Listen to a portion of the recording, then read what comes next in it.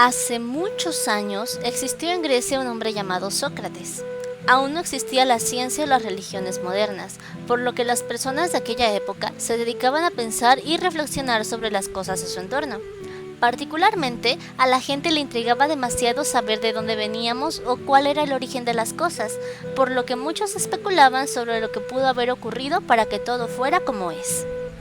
Sócrates había nacido en aquellos tiempos de grandes dudas. Siempre había vivido en la humildad. Su padre forjaba la piedra y su madre era una comadrona, es decir, ayudaba a las mujeres de la comunidad a dar a luz. A Sócrates desde pronto le comenzaron a intrigar las actitudes de las personas. Las veía con mucha extrañeza y se sentía un poco un bicho raro por pensar distinto. Le parecía que la gente vivía y moría en vano, que existía por existir, que nadie se detenía a preguntarse a sí mismo cuál era el sentido de la vida.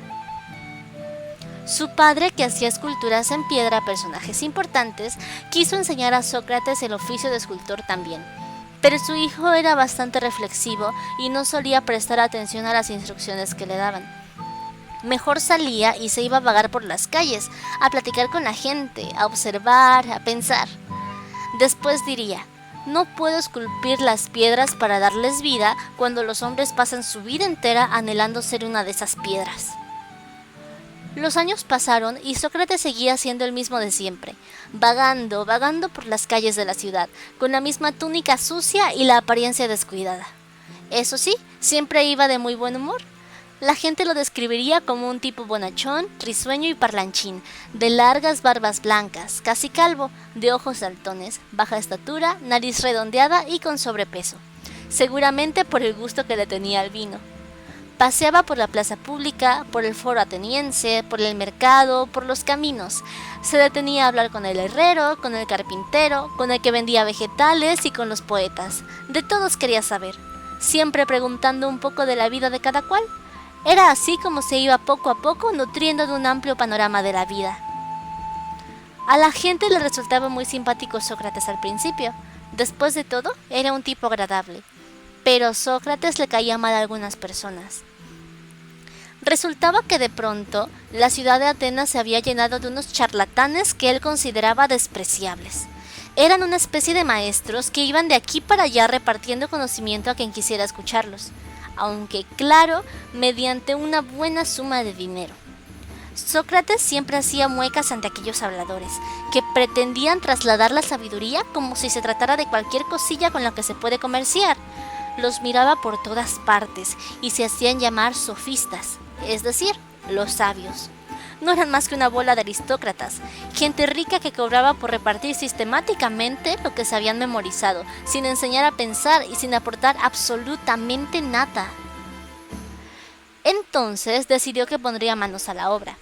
Tenía la firme convicción de que las personas en realidad ya tenían el conocimiento muy profundo en sus cabecitas, pero que alguien necesitaba ayudarles a dar a luz esas ideas. Por lo menos parecía que al final sí iba a seguir un oficio heredado. Sócrates, a partir de aquel momento, se dedicó a hacer nacer las ideas en los hombres. Para hacer esto, decidió recurrir a dos métodos, los cuales vamos a explicar. Primeramente, llegaba con una persona. No importaba quién, podía ser el artesano de la esquina, el herrero, el carnicero, el político, el mercader, el que se le ocurriera. Se acercaba, saludaba y comenzaba a sondear a su interlocutor. Le hacía una pregunta relacionada con su oficio, algo que conocieran muy bien para que se mostraran abiertos hacia él. La persona en cuestión respondía de buena gana, pero eso solo hacía que Sócrates le siguiera preguntando y preguntando y preguntando y preguntando y preguntando. Sócrates quería saber qué es lo que pensaba la gente acerca de los valores y la moral. ¿Qué es el valor? ¿Qué es el amor? ¿Qué es la piedad? ¿Qué es lo justo? Esas eran preguntas cotidianas que le iba realizando a la gente. Los entrevistados se desconcertaban, claro, porque las respuestas a esas preguntas parecen muy obvias, ¿cierto?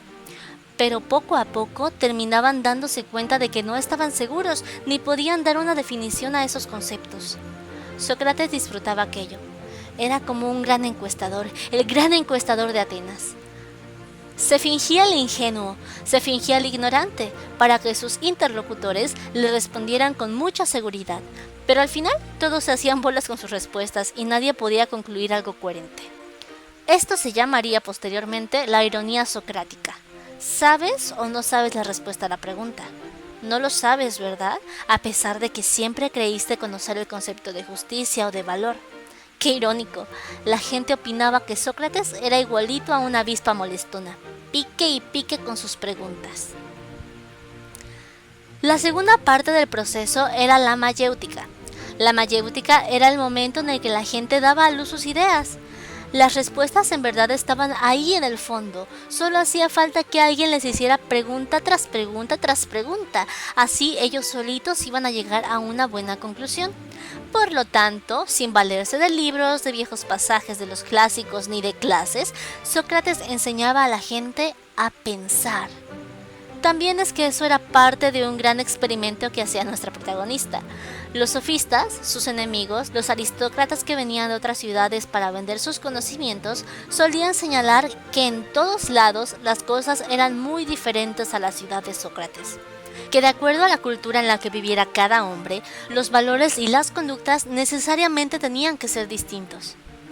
Esto pateaba en el hígado a Sócrates, porque él creía firmemente que los valores eran universales, o sea, que en cualquier rincón del mundo lo bueno era bueno y lo malo era malo, que no podíamos decir que en Atenas la justicia era esto y en Esparta significa aquello, que quien es justo aquí lo seguirá siendo estando en China. Los sofistas confrontaban esa visión de las cosas. Le decían, ¿ah, sí? Pues en Tebas los políticos roban a manos llenas y en Megara realmente ayudan al pueblo.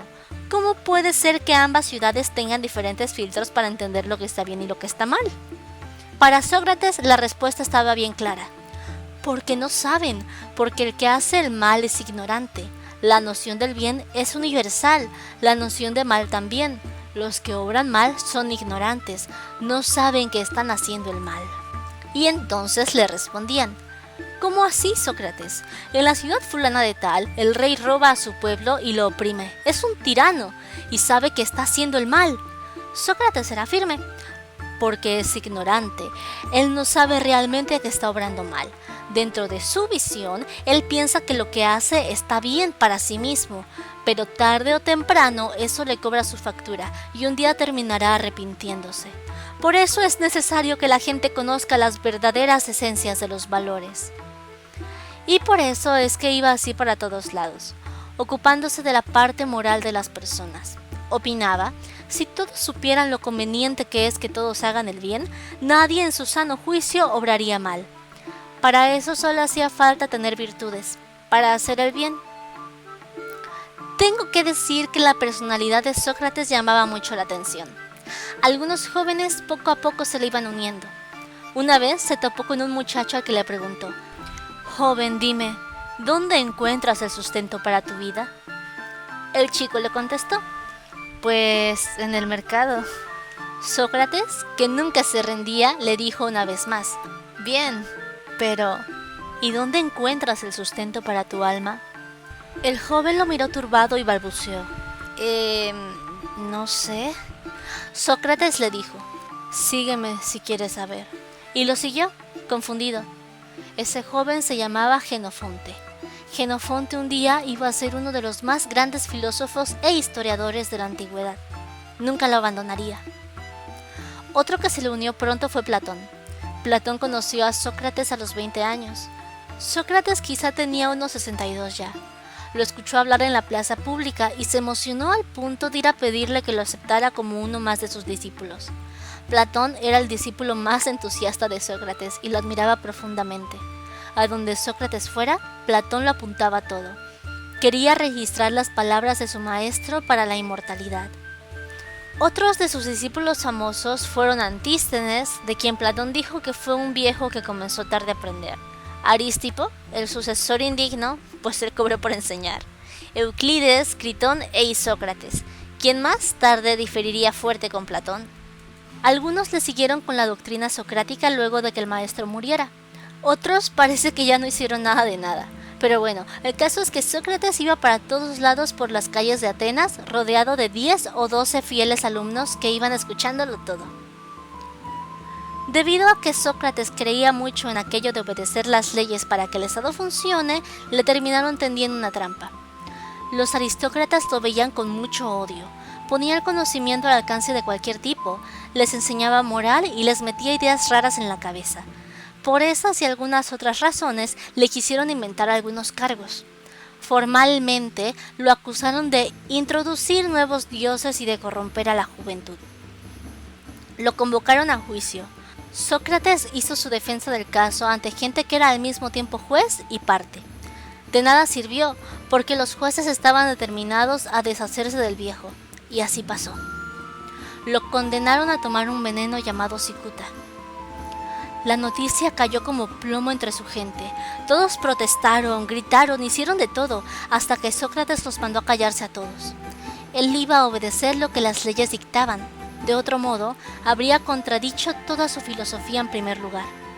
Tenía que ser congruente consigo mismo. El día aplazado para que tomara la cicuta, por la mañanita, sus discípulos llegaron a la habitación en tropel, agitados. Critón se adelantó y le dijo alegre a su maestro que había sobornado ya a los guardias y había conseguido un bote, para que huyera lejos y se librara de la condena. Todo el camino estaba listo para que escapara. Sócrates se avergonzó de aquello. No quiso irse. Estaba decidido a poner fin a sus días, tal como la ley dictaba. Los discípulos volvieron a protestar, hasta que también se avergonzaron de sus actitudes. Sócrates bebió de la cicuta que le dio el guardia, y paseó por la habitación para que le hiciera efecto más rápidamente. Mientras lo hacía, todavía se dispuso a dar una última charla, sobre la inmortalidad del alma. Les pidió que no se preocuparan y se recostó en un lecho, cubriéndose el rostro con una manta, listo para morir. Los discípulos lloriqueaban. Casi todos asistieron a aquel momento, aunque Platón no estuvo por hallarse enfermo aquel día. Sócrates se quedó inmóvil mientras su cuerpo se enfriaba. Estaba muriendo. De pronto se descubrió el rostro y como salido de la nada exclamó: «Ah, por cierto, Critón, le debemos un gallo a Asclepio, no olvides pagárselo». Luego volvió a cubrirse el rostro. Aquellas extrañas palabras serían las últimas que expresó en vida.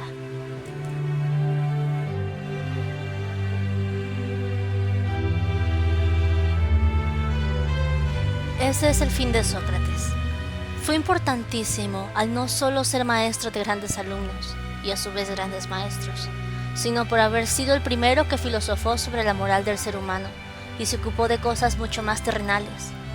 No dejó nada escrito, porque para él las enseñanzas no se hacían leyendo nada, sino hablando, que todos hablaran, que lo interrumpieran en su discurso, que preguntaran en el momento, que opinaran, que dialogaran.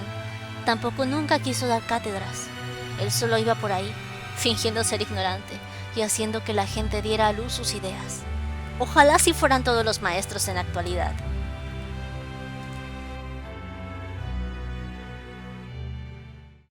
Hemos utilizado para este video las fuentes más reconocidas sobre el tema. Si deseas aportar algún dato, puedes hacerlo respetuosamente allá abajo en el área de comentarios. También puedes comentarnos qué temas te gustaría que abordemos. Suscríbete a nuestro canal si deseas ver más de este contenido. Yo soy Kashe y hasta la próxima.